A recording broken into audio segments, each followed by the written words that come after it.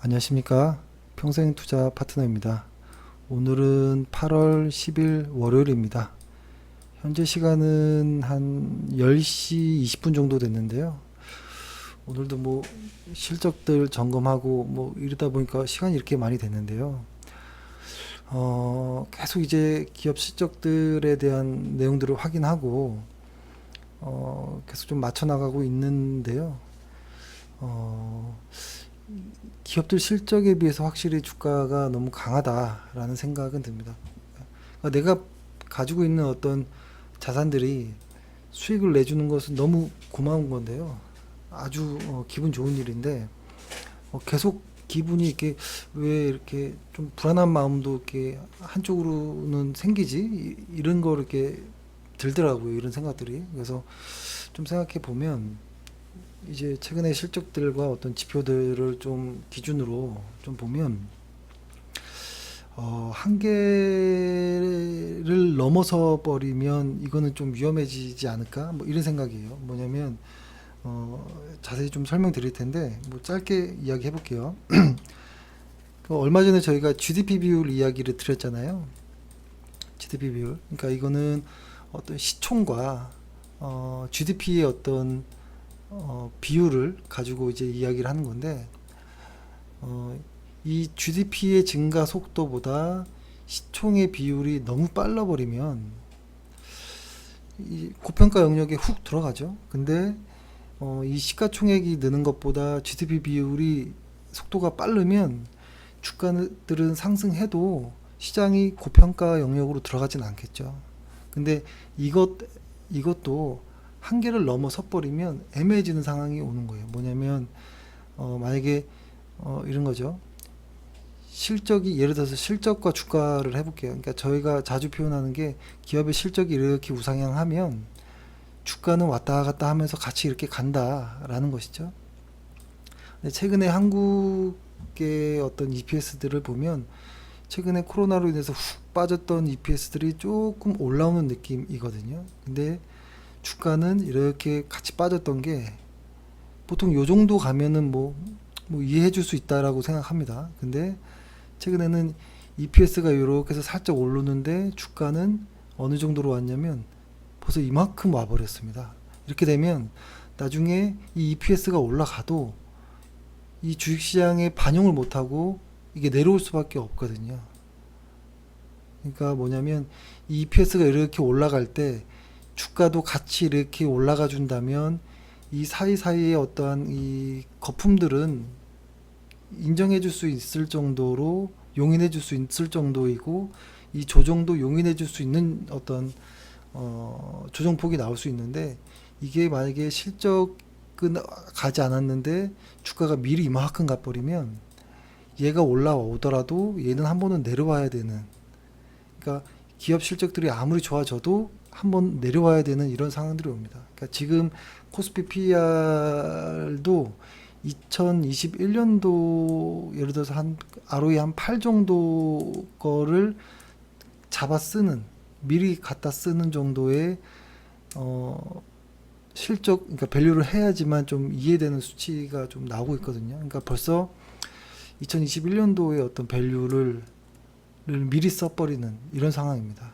그래서 조금 불안한 부분이 있다. 그래서 이거를 이제 좀 이야기를 해보면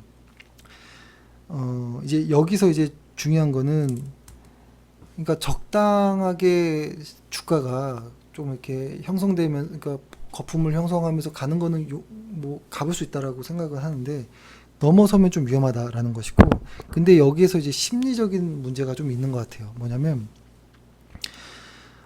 이런 거죠. 그러니까 한번 주식시장에서 성공을 하면, 그러니까 한번 주식시장에서 운이 좋아서, 최근에 운이 좋아서 주식시장들이 쫙 오르니까 계좌가 2, 30% 이렇게 수익률이 난 거예요. 혹은 계좌 전체로 2, 30% 이상, 3, 40% 이렇게 수익이 나면 다음번에는 만약에 SK텔레콤의 배당 5% 이런 거 있죠. 이런 거를 받아들일 수가 없어 해요. 그러니까 한번 성공을 하면 계속 더 큰 어떤 성공을 원하기 때문에 어떤 수익률에 대한 만족도가 좀 떨어지는 것 같아요. 꽤 좋은 성적임에도 불구하고 여기서부터 이제 욕심이 생기고 과거에도 이제 이게 보면 2000 코덱스 200인데요. 2017년도 말에 보통 사람들이 그랬어요. 아, 이렇게 큰 상승이 나왔는데 앞으로도 더 큰 상승이 나오겠지. 이런 것이죠. 그러니까 이게 위험을 둔감하게 하는 어떤 이런 것들이 시장에서의 고점에서 보통 이런 현상들이 나오잖아요. 근데 지금이 뭐 고점인지 아닌지 알 수는 없지만 그런 심리의 변화들은 생기는 것 같아요. 특히 고객 예탁금이나 이런 것들이 너무 빠릅니다. 너무 빠르고 줄질 않아요. 계속 들어오는 거예요. 그래서 이런 것들의 어떤 밑바닥이 깔려 있는 상황에서 지금 문제라고 저희는 보는 거는 그러니까 저희가 주가가 떨어지라고 기도하는 게 아니라 조금 귀 기울이자 이런 겁니다. 어떤 우려의 목소리, 경계의 목소리에 귀 기울이자 이런 것인데 문제는 뭐냐면 아까 말씀드렸던 것처럼 유동성이 너무 강해져 버리면 주식시장의 어떤 펀더멘트를 반영 못 한다는 거예요. 이게 왜 그러냐면 이렇게 볼게요. 중앙은행이 있어요. 중앙은행이 있고 그러니까 경기가 안 좋아서 이제 여기서 유동성을 이렇게 공급을 하죠. 중앙은행이 유동성을 이렇게 공급을 하게 되면 실제로 실물 자산으로 유동성이 가는 쪽이 있고 그 다음에 자산시장으로 유동성이 갈 때가 있죠. 근데 보통 항상 그랬던 것처럼 중앙은행이 유동성을 공급하면 대부분은 자산시장으로 갑니다. 그리고 아주 작은 상대적으로 아주 작은 양이 실물자산으로 유동성이 흘러가거든요. 그렇게 되면 어떻게 되냐면 자산시장은 이만큼 커져요. 그리고 실물자산은 조금 커지는 거죠. 이만큼 커지는 거. 그렇게 되다 보면 그러니까 돈을 많이 풀었는데도 불구하고 실물시장이 부진하기 때문에 다시 한번 유동성을 공급해야 돼요. 그러면 다시 한번 또 유동성을 공급하죠. 그럼 실물시장은 조금 더 커질 거예요. 근데 자산시장은 또 이만큼 커져요.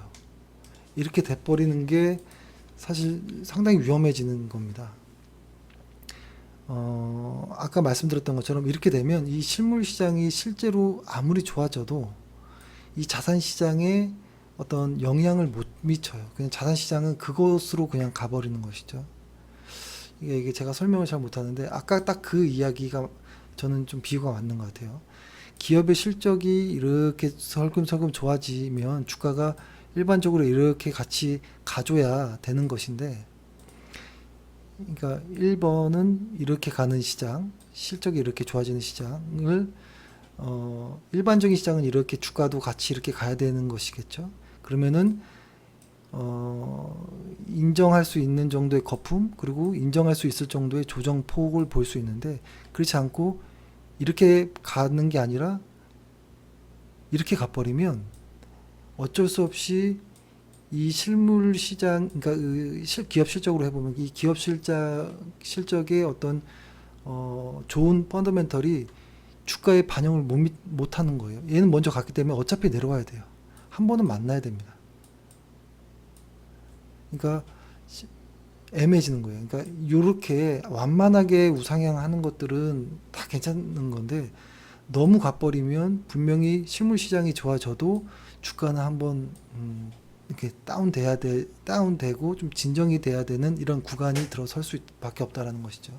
근데 이것은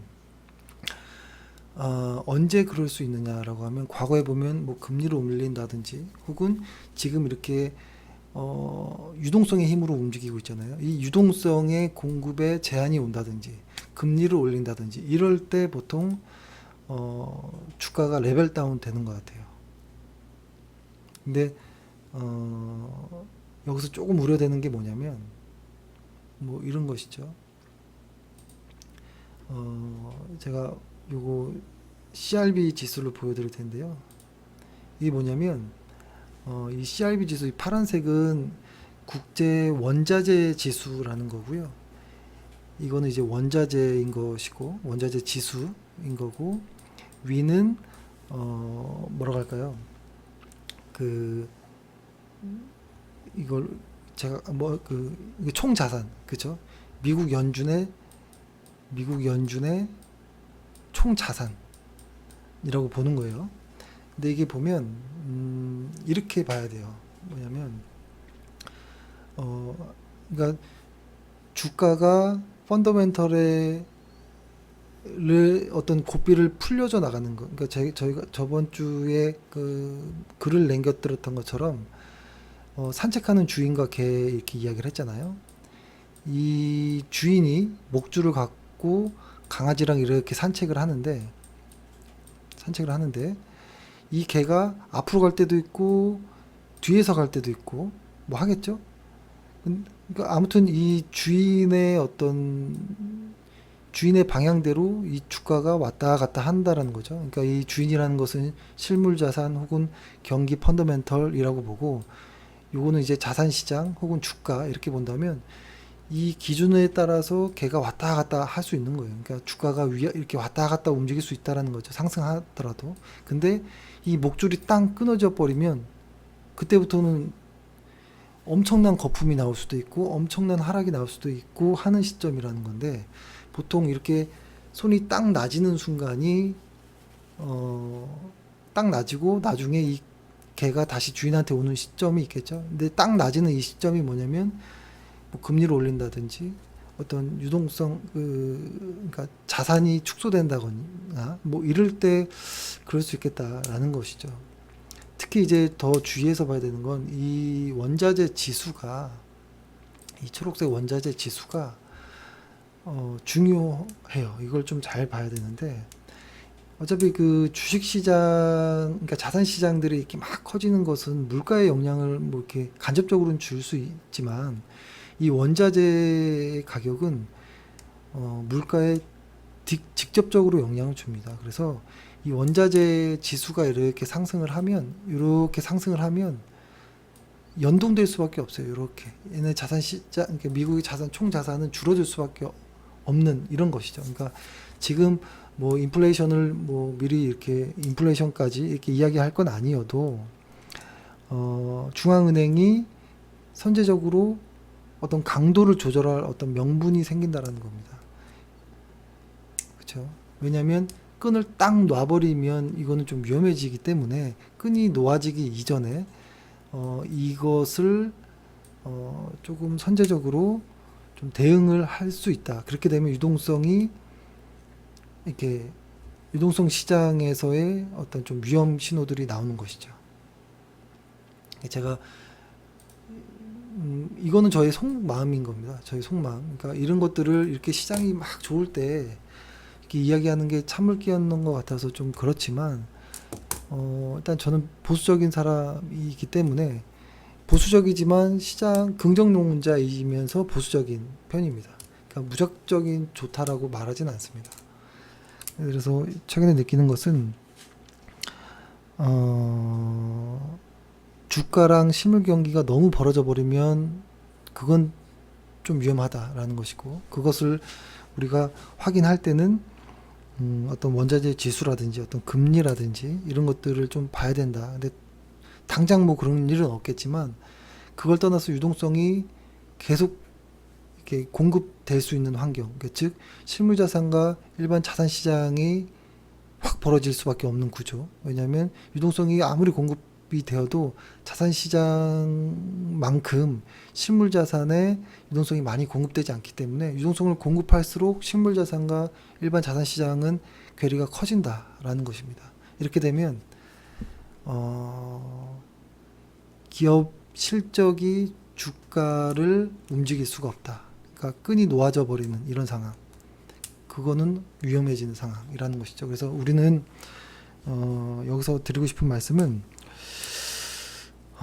뭐 한 두세 가지일 것 같아요. 그러니까 대응은 해야겠죠. 일단 좋은 회사들을 보유했었는데 이익이 많이 나면 이익 실현을 슬슬 해야 된다라는 생각을 합니다. 이익 실현을 해야 된다라고 생각하고, 큰 어떤, 그러니까 성공에 둔감해지는 건 위험하다라는 거예요. 계좌가 플러스 난 것에 이익 실현을 해서 하는 것이 저는 조금씩 하는 것이 중요하다라고 생각이 들고, 혹은 그것이 좀 불안하다 싶으면 흔히 말하는 방망이를 짧게 잡고 라는 이야기 있죠. 뭐 트레일링 스탑이든지 어떤 이동평균선 뭐 20일 혹은 뭐 50일 정도를 정해놓고 그것을 이탈하면 좀 이익 실현을 해야겠다라든 어떤 뭔가 이렇게 준비는 하고 있어야 된다라는 것이 좀 있고, 혹시 이것도 좀 뭐 이렇게 해야 된다라고 생각을 하고, 그 다음에 이렇게 한 자금을 또 주식을 새롭게 이렇게 사 때는 매우 신중하든지 아주 저평가되어 있는 애들을 사든지, 혹은 차라리 리밸런싱을 해버리는 게 나은 것 같아요. 현금과 주식의 리밸런싱을 하는 것이 어떨까라는 것이에요. 그래서 이렇게 좀 해야 되겠다라는 생각이 들고, 그 다음에 저희가 코덱스 200을, 이건 지금 주간 차트인데요. 코덱스 200을 저희가 시장이 많이 빠졌던 요때 7월부터 해서 현재까지 계속 매주 이제 뭐라고 할까요? 그 적립식으로 매수를 했잖아요. 이거는 장기로 간다. 근데 대신에 월간 차트상에 과열 징후가 나오면 징후 이후에 그 과열이 꺼질 때쯤엔 한번 쉴 수 있다라고 말씀드렸잖아요. 그래서 지금은 그러니까 저희가 보는 지표 스토캐스틱 월간 차트 상의 과열은 아직 덜 들어갔는데요. 이것이 과열을 지나서 이렇게 꺼질 때쯤에는 코덱스 200도 정리를 할 수 있다라고 봅니다. 그렇게 되면 아마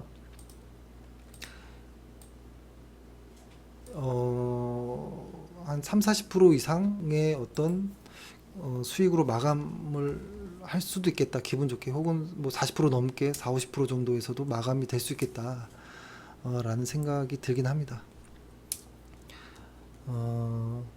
그리고 나서는 시장을 좀 봐야죠. 좀 보고, 다만 한쪽에서 계속 매수하고 있는 이거 있죠. 코덱스 200 미국채 혼합은 또 일단은 계속 갈 생각이라는 것. 코덱스 200 미국채 혼합은 같이 봐야 되는 것이죠. 그러니까 주식형 코덱스 200은 나중에 과열이 꺼질 때는 정리를 할 거다라는 것이죠. 그리고 대신에 코덱스 200 미국채 혼합형은, 이거는 이제 주식과 채권 비중이 같이 있는 거잖아요. 그러니까 채권 6, 주식 4이기 때문에 이거는 매도 없이 아마 계속 갈 것 같습니다. 중장기적으로 계속 좀 갈 것 같고, 그러니까 한 2-3년 된 코덱스 200은 한 몇 개월 안에 아마 정리를 슬슬 할 것 같다라는 것이고, 그 이전에 코덱스 레버리지는 저희가 정리를 했었고요. 나머지 코덱스 200은 이제 과열권 진입하고 빠져나올 때 매도할 것이다. 그 다음에 코덱스 200 미국채 혼합형은 계속 갈 것이다. 이렇게 먼저 말씀드리겠습니다. 그러니까 이게 항상 이런 거 말씀드리면 조금 죄송합니다. 괜히 시장 좋은데 이렇게. 근데 저의 솔직한 이야기예요. 저희는 어떤 성공에 둔감해지고 싶지 않고요. 작은 어떤 성공에도 만족하고 싶다라는 거예요. 안전하다면. 리스크를 너무 크게 껴안을 필요는 없다라는 생각을 하면서, 시장은 계속 반복되거든요. 그렇기 때문에 시장이 비싸지면 물량을 줄이고, 시장이 싸지면 물량을 늘리는 것을 반복해야지, 시장이 비싸지는데도 계속 욕심으로 추격 매수하는 건 위험하다라는 생각입니다. 그래서 최근에 또 고객분들, 회원분들이 이제 연락이 오는데, 이거 지금 사도 돼요? 이렇게 여쭤보면 다 비싸요. 너무 비싸요. 그러니까 예전에 왜 안 사고 지금 사려고 하지? 이런 생각이 드는 거예요. 그렇습니다. 좀 이렇게 이런 이야기하면 좀 죄송스럽긴 한데요. 일단 솔직한 심정입니다. 그래서 저희는 올해 주식 농사에 대해서 만족을 해야 된다라고 생각을 들고, 이제부터는 리스크 관리가 더욱더 중점적으로 해야겠다라는 생각입니다. 예, 감사합니다. 예.